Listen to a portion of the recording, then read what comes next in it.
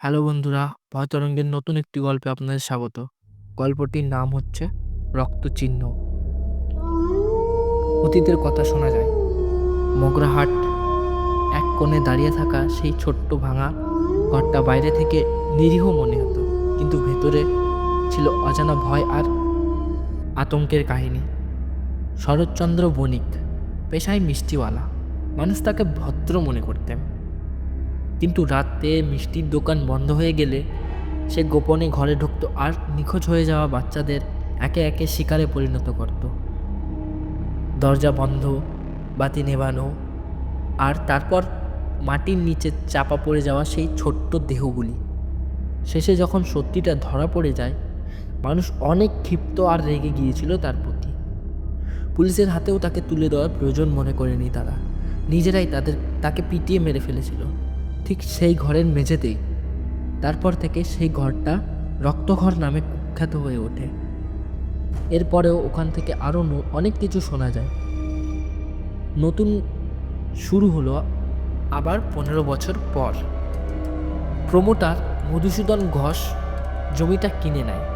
লোকজন সাবধান করেছিল, ওখানকার মাটি নেবেন না, ওখানকার মাটি খারাপ। কিন্তু মধুসূদন হাসতে হাসতে বলে, বুড়ো মানুষের গল্প, ভূত কিছুই নেই। শুরু হয় খোঁড়াখুড়ি।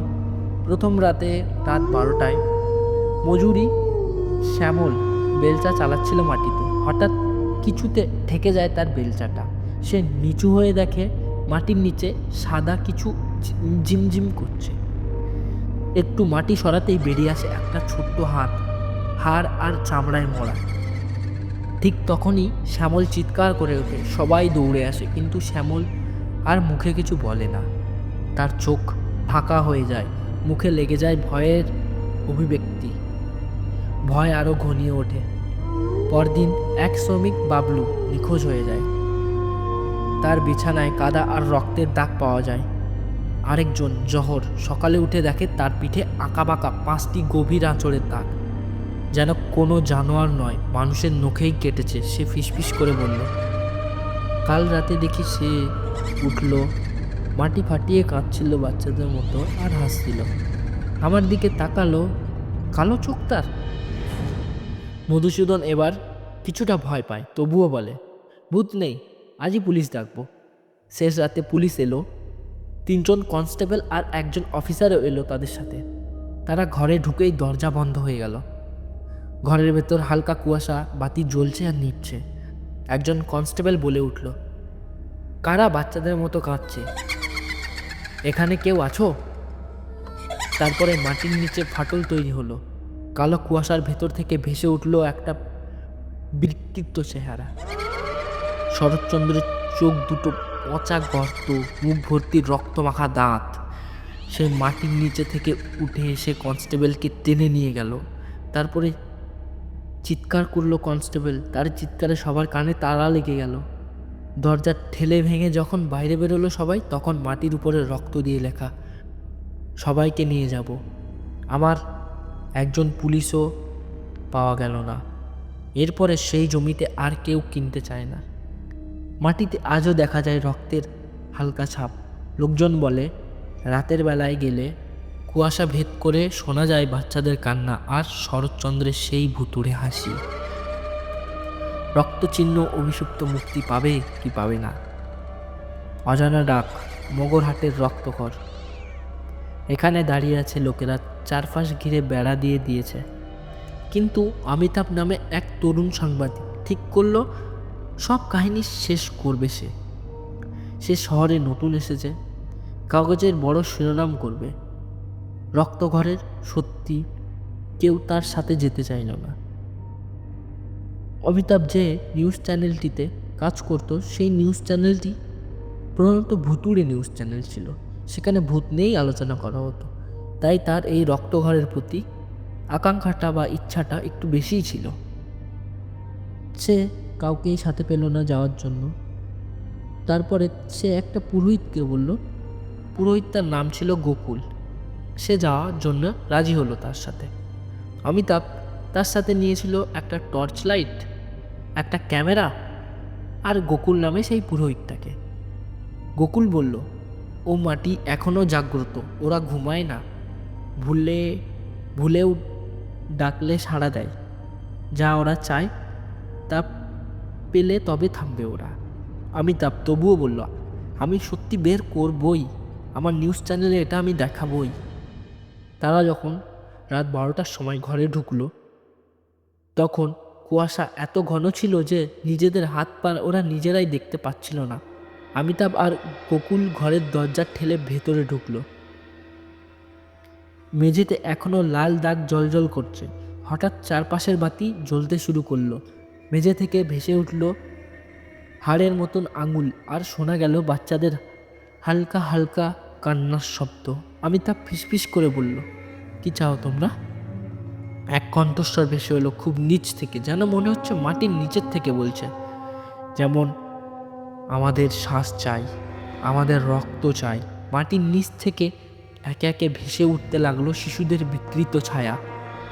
তাদের চোখ মুখ কেবল রক্ত আর বালির স্তর। শরৎচন্দ্র নিজেও উঠল। এবার তার গলা কেটে গেছে, মাথা আর নেই, কিন্তু মুখে হাসি। শব্দটা শোনা যাচ্ছে, সব বাকি দিন শোধ হবে আজ। তারপরে গোকুল তাদেরকে মুক্তির চেষ্টা করতে লাগলো। গোকুল তাড়াতাড়ি মন্ত্রজপ করতে লাগলো, কিন্তু ঘর কাঁপতে লাগলো। দেওয়াল ফেটে বেরোচ্ছে কালো হাত। অমিতাভ কাঁপতে কাঁপতে মেঝেতে পড়ে গেল। মেঝে খুঁড়ে বেরোচ্ছে সেই মাটির নিচের কঙ্কালগুলো, একে একে 7টি শিশুর হাড়। গোকুল চিৎকার করে উঠল, ওদের মুক্তি দাও, মাটি ছাড়ো। অমিতাভ কঙ্কালগুলো বের করে আগুন ধরিয়ে দিল। সঙ্গে সঙ্গে পুরো ঘরটায় আগুন লেগে গেল। আরেকবার ভয়ঙ্কর আর্তনাদে ভরে উঠল চারিদিক। এক মুহূর্তে অন্ধকারে মিলিয়ে গেল সব কিছু। তারপরের পরিণতি হলো, ভোরবেলায় লোকেরা এসে দেখে ঘরটা পুড়ে ছাই হয়ে গেছে।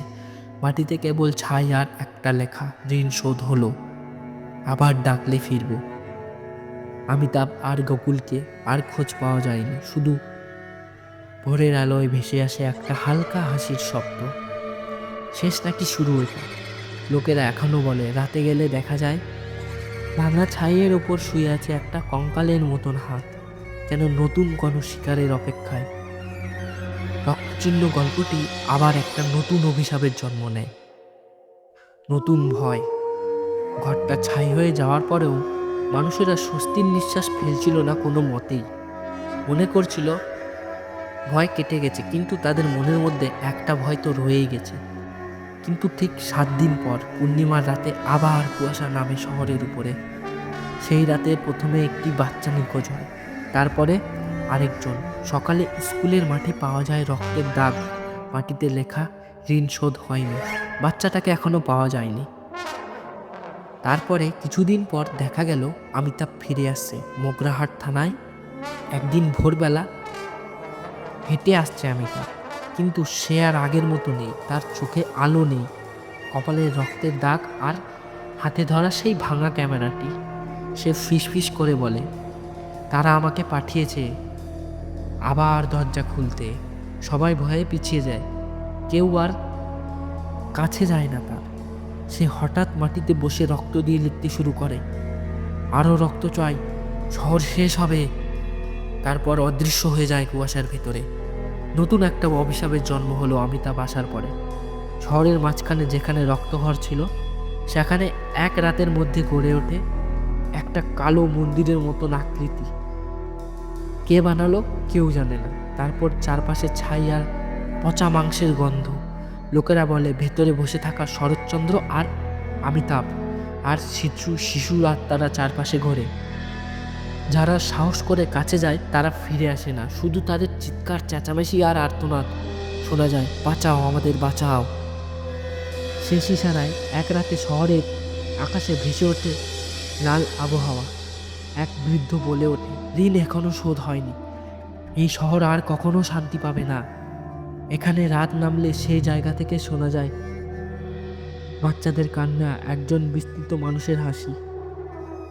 কেউ আর রক্তঘর তার ধ্বংস শেষের কথা বলে না, কিন্তু শহরের প্রতিটি দেওয়ালে আজও লালচে দাগ আর কুয়াশার ফিসফিসে ভেসে আসে এক কথা, সব ঋণ শোধ হবে, একদিন সব ঋণ শোধ হবে। অভিশপ্ত শহর হয়ে গেল রক্তচিত্রের ঘরটা। তো এখানেই আমাদের গল্পটা শেষ হলো। এরকম যদি এর নেক্সট পার্ট বা এরকম যদি আরও গল্প শুনতে চাও তো আমাদের চ্যানেলটাকে সাবস্ক্রাইব করো। এর পরের গল্পটি আরও রোমাঞ্চক হতে চলেছে, তো সেটা জানার জন্য চ্যানেলটিকে অবশ্যই সাবস্ক্রাইব করুন।